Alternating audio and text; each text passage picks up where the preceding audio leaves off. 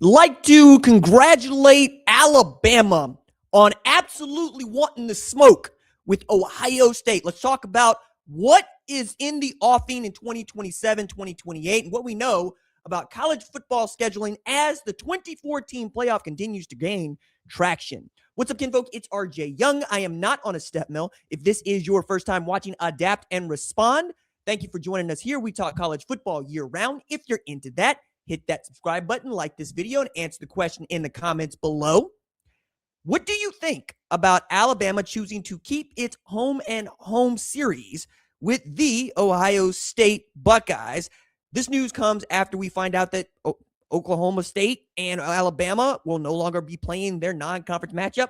Don't think there's anything to lose on that one except save some revenue for Oklahoma State, because in 2027, 2028, I think many of us would pick Alabama in a pick'em contest between those two, no matter what Eric Morris and Drew Mestemaker are able to do in 2026. Alabama also keeps its home and home with Notre Dame. This is what I expect college football scheduling to look like in the future. I expect to look like you are keeping the marquee matchup in your non-conference slate, no matter what goes on with the college football playoff. And you're beginning to find out that there are more coaches, like I said there would be, all the way back in October when I first started writing about the 2014 playoff gaining traction, that, hey, look, maybe the more the merrier. Pat Narduzzi came out just a couple of days ago and said, I would like a 2014 playoff for that reason, and he believes the bowl games are going to go away. The bowl folks would not like this to be so. But you're always going to have games like the Rose Bowl, the Sugar Bowl, the Fiesta Bowl, and the like, because those are, like the teams that play them, marquee bowls. What is probably going to go by the wayside is your guaranteed rate, your tax slayer, your even Alamo Bowl. These are not really games that we're looking forward to. They're a reward for coaches, for players, and for fans that would like to extend their seasons even one more game into December. But as we're seeing name, image, and likeness take up more of the revenue that is on offing, and revenue sharing becoming a huge part of how athletic departments have to divide their budgets, you're seeing the need for growing the pie. Even as the cost for talent continues to go up, price of brick going up. You saw LSU offensive tackle Jordan Seaton get $4 million, right? You know that Jeremiah Smith is probably underpaid at $5 million. It's not going to be long before we're paying $10 million for a quarterback, right?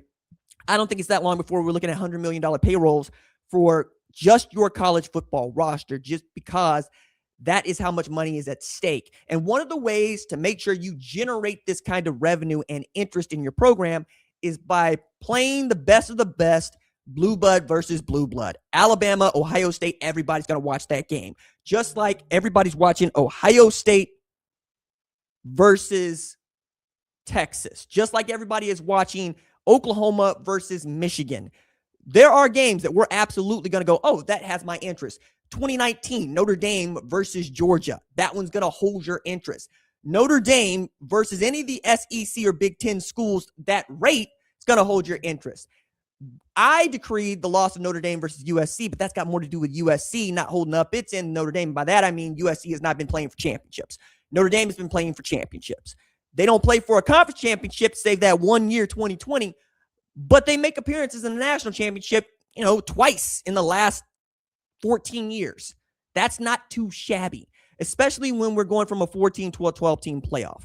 I think it's past time for USC to get back on the good foot, because like Florida, like Wisconsin, they are teams that just haven't reached the playoff while they've seen Tulane, James Madison do so. And it's really difficult for coaches to operate in such an environment. Mike Elko is loud about, hey, it feels like if we don't make the college football playoff, we're going to lose our jobs. Yeah, probably. If you got a job like the one at A&M, you got the job like the one at Alabama, you got a job like the one at Ohio State.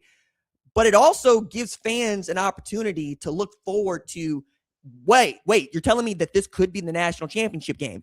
It could be, right? Alabama versus Ohio State is not anywhere close to out of the realm of possibility for a national championship game. Neither is, say, Oklahoma, Michigan in 2026 or Ohio State, Texas, right? Nobody thought that Miami would end up in the national championship game, even if they did believe they make the college football playoff. Certainly not so with Ole Miss, who was able to get in the playoff without even playing for an SEC championship. And this is at a time when we still have a tremendous product. Like, the way to sell Ohio State, Alabama off the strength of just the coaches is one thing, right? Kalen DeBoer has played in coached in the national championship game. And Ryan Day has coached in the national championship game and won it.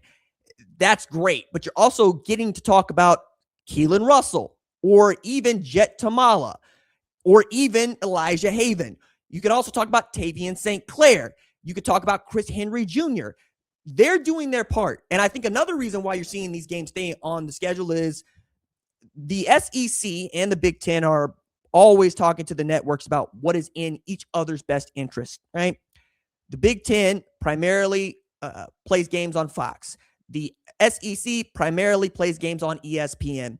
When those games are in a home stadium, the network that mostly airs that conference's games usually gets the game. So Oklahoma, Michigan is an ESPN game last year because it's in Norman. That's an SEC school, right? This year, I expect that to go to the Big Ten because Michigan is playing basically on Fox.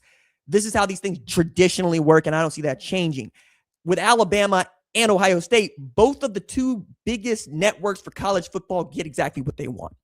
They get marquee game to showcase. The thing to keep in mind, though, is that you are expecting both of these programs to hold their end, right? And that's also something you can depend on with Alabama and Ohio State. They're going to be in the mix. That has been tremendous for scheduling things way in ahead of advance. You don't have to worry about Alabama falling off a cliff or Ohio State falling off a cliff in the way that, say, you might now worry about Clemson falling off a cliff. You used to think that way about Notre Dame, but not so much because Mark Freeman kind of got in there and got that thing going right as soon as he was able to take it over. That's been a pretty remarkable coaching job.